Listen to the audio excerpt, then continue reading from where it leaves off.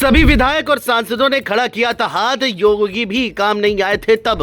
अखिलेश ने जो किया वो कोई न कर पाया, खुशी दुबे की मां का खुलासा। कानपुर के चर्चित बिकरू कांड से जुड़ी ऐसी सच्चाई आई सामने है कि नहीं होगा यकीन। जो लोग कहते हैं ब्राह्मणों के साथ नहीं अखिलेश, इस वीडियो को देख लें। कुछ लोग सिर्फ पंडित का विवाद खड़ा करते हैं, लेकिन अखिलेश जो कहते हैं वह करते भी हैं। यूपी की सियासत में इस वक्त पंडित विवाद को लेकर ऐसा संग्राम छिड़ा हुआ है कि हर पार्टी अपने अपने तरीके से ब्राह्मण समाज को साधने में जुटी है। लेकिन इसी सियासी शोर के बीच एक ऐसी घटना सामने आई जिसने पूरा खेल ही पलट दिया।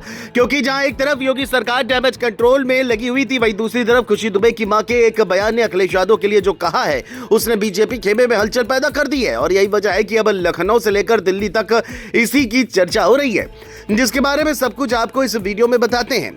दरअसल बिकरू कांड के बाद जेल में रही खुशी दुबे की मां गायत्री तिवारी लंबे समय से गंभीर रूप से बीमार थी। परिवार की आर्थिक स्थिति इतनी कमजोर थी कि इलाज कराना भी मुश्किल हो गया था। ऐसे में जब हर दरवाजा बंद होता नजर आया तो खुशी दुबे ने समाजवादी पार्टी के अध्यक्ष अखिलेश यादव से मदद की गुहार लगाई और यहीं से कहानी ने ऐसा मोड़ लिया जिसने सियासत में नया संदेश दे दिया। बताया जा रहा है कि अखिलेश यादव के निर्देश के बाद तुरंत इलाज की व्यवस्था की गई। लखनऊ के लोहिया संस्थान और एक निजी अस्पताल में ऑपरेशन से लेकर दवाइयों तक का पूरा खर्च उठाया गया। और अब जब ऑपरेशन सफल हुआ तो गायत्री तिवारी ने जो कहा उसने सबको चौंका दिया। गायत्री तिवारी ने कहा कि भगवान अखिलेश यादव को लंबी उम्र दे, ऐसा बेटा सबको मिले।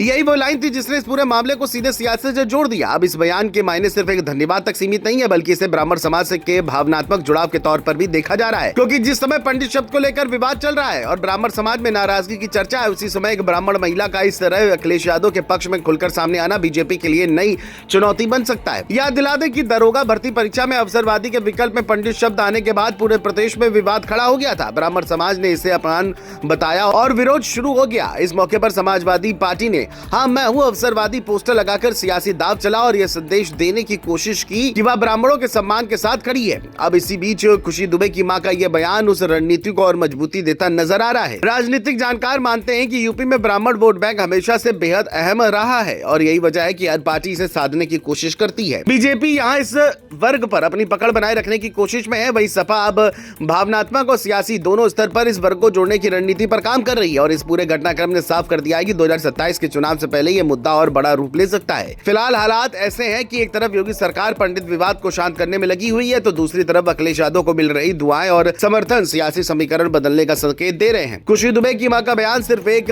इंसानी पहल की कहानी नहीं, बल्कि एक बड़ा राजनीतिक मैसेज बन चुका है। अब सबसे बड़ा सवाल यही है कि क्या ये समर्थन आगे भी इसी तरह बढ़ेगा या सियासत इसे किसी और मोड़ पर ले जाएगी। लेकिन इतना तय है कि यूपी की राजनीति में ब्राह्मण वोट बैंक को लेकर जो लड़ाई चल रही है उसमें यह घटना एक बड़ा टर्निंग पॉइंट साबित हो सकती है और आने वाले दिनों में इसका असर और साफ दिखाई देगा। क्योंकि जब भावनाएं और सियासत साथ आ जाए तो उसका असर सीधे सत्ता तक पहुंचता है।